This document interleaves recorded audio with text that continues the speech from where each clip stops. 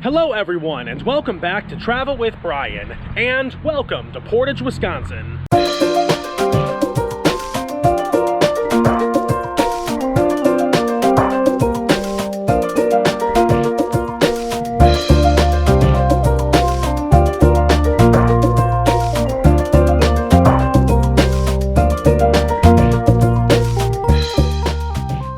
Portage, a city of approximately 10,000 people located 40 miles north of Madison. Known as the Gateway to the North, Portage holds a significant place in the history and culture of the state of Wisconsin. From its strategic location at the confluence of the Fox and Wisconsin rivers to its role in early transportation as a hub for travelers, this city has witnessed centuries of change and progress. Join me as I embark on a journey to explore the sights, sounds, and stories that make Portage a must-visit destination for history buffs, outdoor enthusiasts, and anyone seeking a taste of small-town charm in the heart of Wisconsin. So here we are at the Wisconsin River, which is probably one of the best-known natural features of Portage.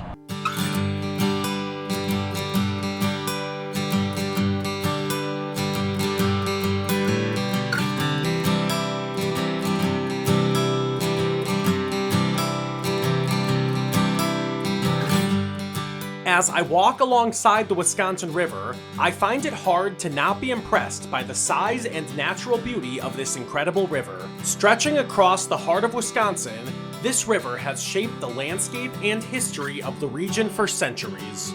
Beyond its scenic beauty, the Wisconsin River offers a range of outdoor activities. Whether you're fishing, kayaking, or just enjoying a boat ride, there's something for everyone to enjoy. So given the city's connection with the river, you can assume that paddleboarding and kayaking and all sorts of water activities are pretty popular here. And even though it's still not really warm enough and it's pretty windy, I did see a few people kayaking before, so I imagine that must really pick up during the summer months. Beyond its recreational benefits, the Wisconsin River serves as a crucial habitat for a wide array of plant and animal species. Due to this fragile ecosystem, there are several conservation initiatives which aim to maintain the ecological balance. So Portage also has a reputation for having some really incredible parks, and I'm here at Pierre Paquette Park, which really just seems like a very peaceful urban park. It's got some really nice lakes, some really nice formations, and I just feel very at peace here. I think it's really worth checking out.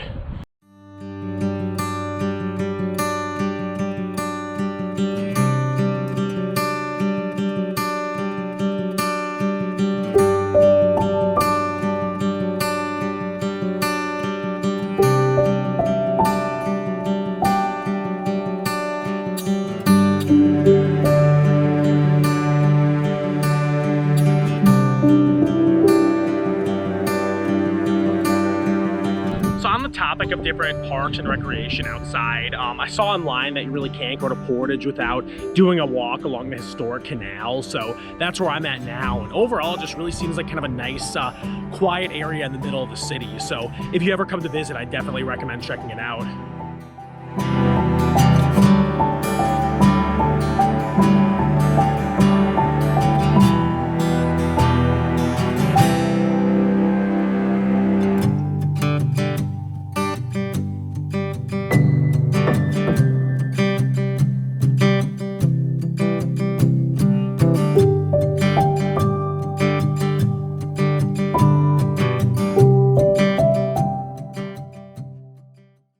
Moving along, I decided to drive away from the central part of the city to explore some of the fascinating historical sites that define Portage's heritage. Alright, so here we are at the historic Indian Agency House.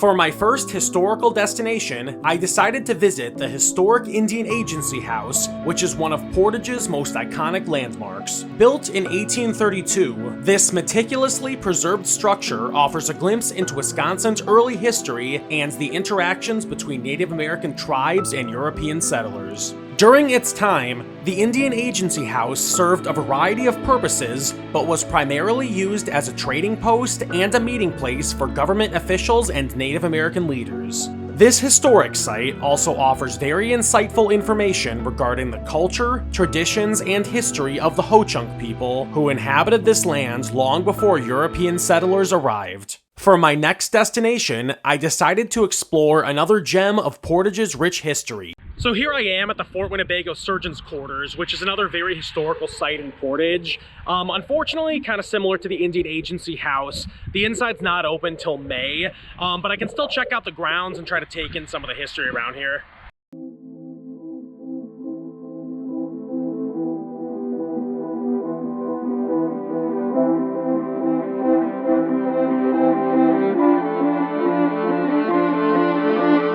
Built in the early 19th century, this well-preserved structure offers a fascinating glimpse into the frontier life of early Wisconsin. Throughout the 19th century, Fort Winnebago played a key role as a vital outpost along the Fox and Wisconsin rivers. In particular, the Surgeon's Quarters served as a crucial hub for medical care, providing treatment for soldiers, traders, and Native American tribes alike.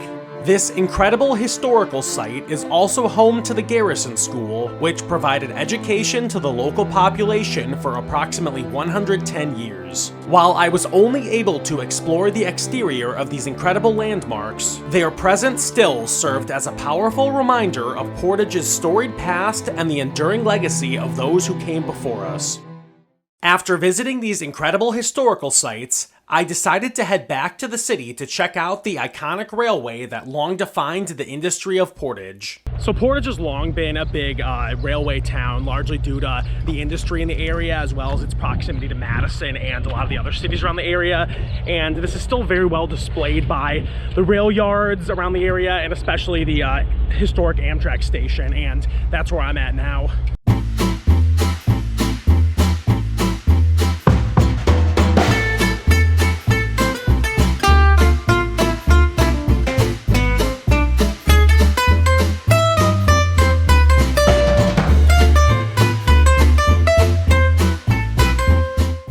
So yeah, I just had an interaction with a local here, and when I was walking back from the Amtrak station, I was about to do another explanation of the area, but then I walked past the trailer, and I don't know where this guy in a truck pulls up next to me and starts accusing me of like trying to reach for a door on the trailer. I didn't even honestly notice the door right there. I just told him, look, I'm making a YouTube video, and the guy just kind of stared me down. I showed him my camera. I'm like, look, I'm just making a video. I don't know what you're accusing me of.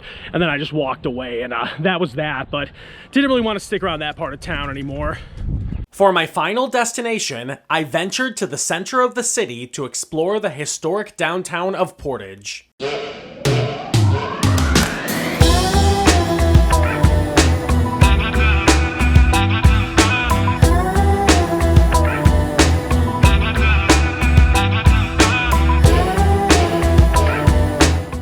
So I'm here in downtown Portage, and it's really your classic Main Street USA. It's got kind of a historic vibe with it, but it's also just filled with a lot of nice local shops. I don't think there's a single chain place over here, and yeah, it really just brings out the classic Main Street USA you'd expect from a city like this. As I navigate these streets, you'll notice a blend of old and new, historic storefronts housing trendy boutiques and cozy cafes nestled next to bustling businesses. It's a place where tradition and innovation blend together, offering a little something for everyone. But downtown Portage isn't just about the shops and restaurants. It's a community hub where people gather for events, festivals, and celebrations that bring residents and visitors together in celebration of all that makes this city special. So since that first encounter, the rest of the interactions I've had here have actually been very friendly. I've had several people stop and politely wait for me to cross the street. I had one gentleman kind of explaining some of the events on their event board in the center of town, and I was getting a video of a mural there, and I had a lady patiently stop, wait for me to finish filming before I got done with it. So overall, it seems like people here are generally very friendly.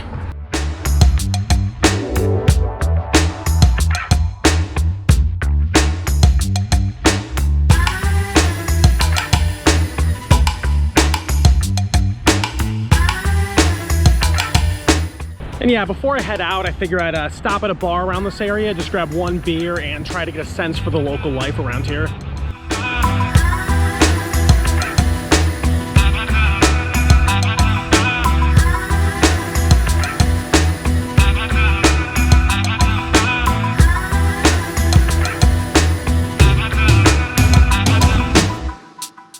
So there you have it for my trip to Portage, Wisconsin. Overall, seems like a very close-knit community with a lot of different community events, not to mention a lot of history surrounding the city. So if you're into just classic American cities or places with a lot of history, then I definitely recommend checking out Portage. Otherwise, stay tuned for more videos coming up, and thank you very much for watching. And once again, this has been Travel with Brian.